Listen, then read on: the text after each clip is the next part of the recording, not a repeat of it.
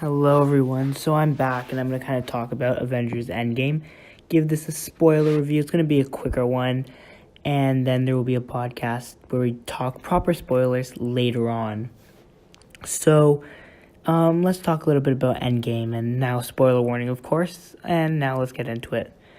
So, now this is going to be a bit of a random order, just because my notes are a bit messy at the moment, but Captain Marvel, first of all, I want to talk about her and how she was a little bit underwhelming due to the lack of her in the film. And I think she's kind of like, appeared, disappeared. And I think that was kind of the Russo's way of saying, oh, well, we don't want to deal with her power set because she would end it so quickly. So let's just kind of make her come and go as she pleases. And use the excuse of being she has to defend the entire galaxy, not just Earth, because Earth has the Avengers. Now, I also want to talk about some of the tonal issues I felt this movie had, because I feel like the first act specifically was very messy in terms of the tone. I think they went from like happy to sad to happy to sad, and they kind of just jumped around a bunch. And I think that was a big issue. And I also think the jokes after the death of Tony Stark were unnecessary, and I think the tone should have stayed a bit more somber toward the end, but instead they decided to make a few jokes, and so, Now, an amazing scene, which I think is probably one of the best scenes in cinematic history, is the fight where everyone, of course, comes back and actually fights Thanos' army. And I think that was an amazing moment. I also liked how they brought back Loki and Gamora without actually, making their deaths seem cheap. Because, of course, Loki got the hold of the Tesseract in the past, and so he managed to disappear. And Gamora, of course, also came from the past. So they can both be alive while at the same time staying dead. I think that Drunk Fat Thor was epic and fun. Especially toward the end when he became almost like Zeus type thing. I know it's the wrong mythology, but you know what I mean, like kind of that kind of look. So that was really fun and interesting to see this tone of Thor. And so that was good. Now I also liked how Thor killed off Thanos early, older Thanos. And I've said this for a while, is that older Thanos doesn't have the same motivation to actually kill the Avengers, so it doesn't make sense to keep him around. And I had said multiple times that the villain of Endgame would probably be a younger Thanos from the past, because he would have that motivation that older Thanos doesn't, because he's done what he wanted to do. And so, of course, he did. And, of course, Thanos did destroy the Infinity Stone, so he dealt with that in the first, 5 minutes of the movie. So that was really good. And so then, of course, Thor does cut off Thanos' head, because he goes for the head. And then they have a 5-year time jump. And so, Tony's funeral was very sad. The way they had everyone actually go to his funeral. Now, there was a kid-type person at the back of the funeral. They panned to him. Some people are saying it's Harley Keener's character, or Harley Keener, Ty Simpson's character. And some people are saying it's Loki. I'm not quite sure. I'm going to have to probably rewatch it before I can tell for sure who it was specifically. Tony's daughter, who he has during the film, is amazing. She's very much like that kind of Cassie character, except now Cassie's older. And so, I'm super excited to kind of see her develop as a character. Now, I also want to talk a bit about the quantum missions. And so there was the mission to Vormir, which had Hawkeye and Black Widow, which also resulted in the death of Black Widow, because, you have to sacrifice the person you love. Hawkeye and Black Widow, of course. Hawkeye has a family, so Black Widow's kind of like, no, you must sacrifice me, and then they got the stone. Morag with Nebula and War Machine. I like this one, too, because it kind of shows, it also, it shows not only kind of, the situation, but it also shows kind of that Nebula War Machine dynamic. We also got the New York with Bruce Banner, Captain America, Iron Man, and Ant-Man. Bruce Banner went to, of course, to Doctor Strange's area to try to get the or the Time Stone, and that was really interesting to kind of see how the Ancient One knew about Stephen Strange and that he was going to be the best, and how the only way for Bruce to get her to trust him was because he said Doctor Strange said it was the only way.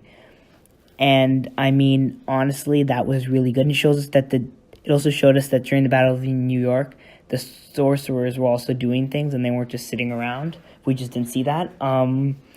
We also got to see Ant-Man, Captain America, and Iron Man actually go to the Battle of New York and kind of try to get a hold of the Tesseract and the other thing.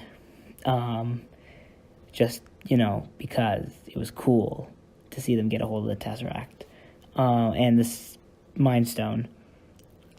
And then, of course, they have to go farther back in time because they mess up. And then, of course, Asgard, we got Thor and Rocket going to get the Aether. I think that was all the missions that they had. And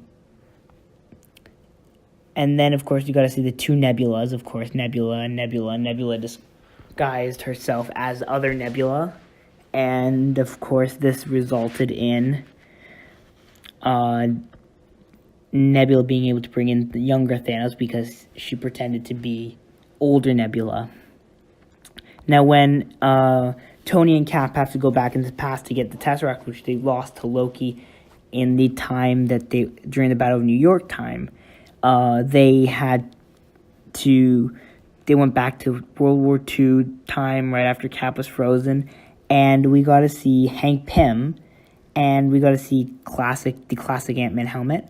We also got to see some Tony talking, except Howard didn't know it was Tony, and we got to see Cap see Peggy, so that was all nice.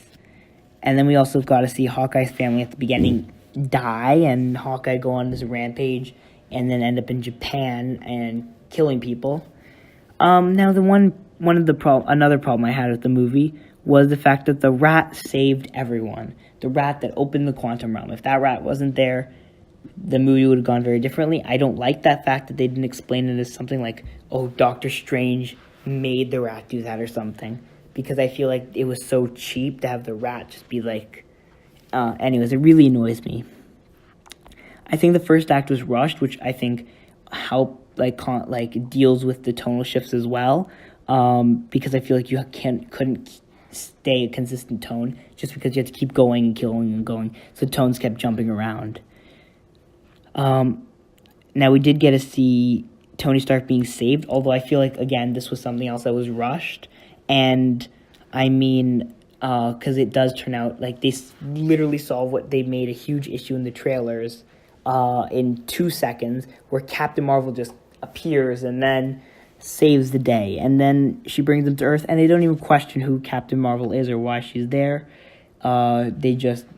She just does bring him back. I feel like that was kind of a disappointment, considering it was just kind of like oh, look, she found him. And I mean, clearly there's other things going on and other reasons why she was the one to find them, but I mean, they don't tell us this, and I really wish they did. Next, we have Pepper Potts as Rescue, and we do see her in the rescue armor for the final battle. We see the helmet when Morgan Stark is playing with the helmet in the beginning of the movie.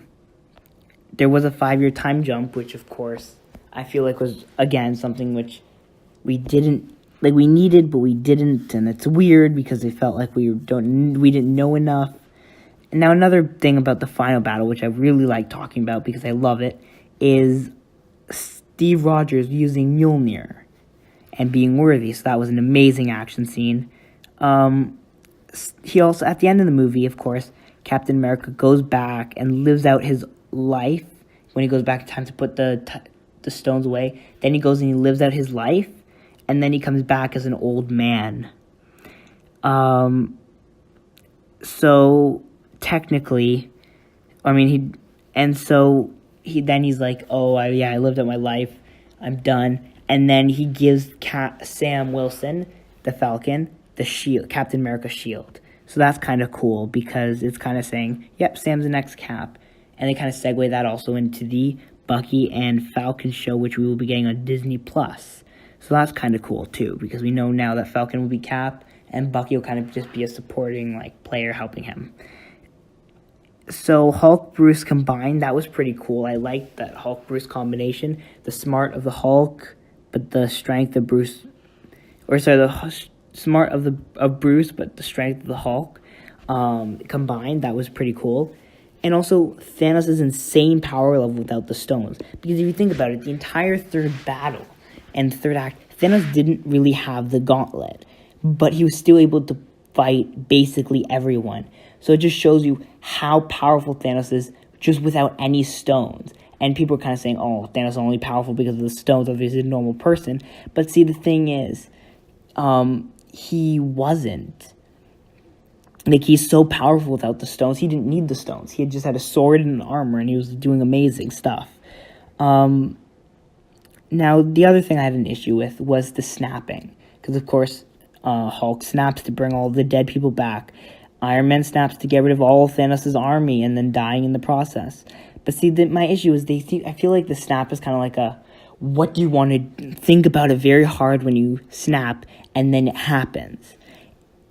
And I feel like it's kind of, disappointing that they're kind of, overusing the snap. The snap's supposed to be this one thing and then maybe a way to undo it when you have the gauntlet. But I feel like it shouldn't be something like, oh, I want you to disappear, so I'm going to snap, and then you're going to disappear. I mean, it really bothers me that they're kind of using the snap like that. I don't like it necessarily, but I understand, I guess, if they want to do it like that. And then, of course, we do get, during the Battle of New York, a Captain America versus Captain America fight scene.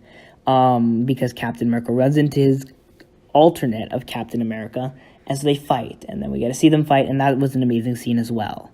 Overall, I loved the movie, and, I mean, although there were some issues with it tonally and otherwise, I think the movie was really, really good, and I think it is the best MCU movie, and probably one of my favorite movies. I'll have to watch it again to kind of for sure get a kind of feel if the tonal issues are still there after I've seen it after I've seen it already. But of course, that's all I really have for today. So let me know what you think down below. Did you really like the movie? Did you see some of those same issues? Let me know. Don't forget to like, subscribe, comment, share your thoughts. And of course, see you next time. Bye.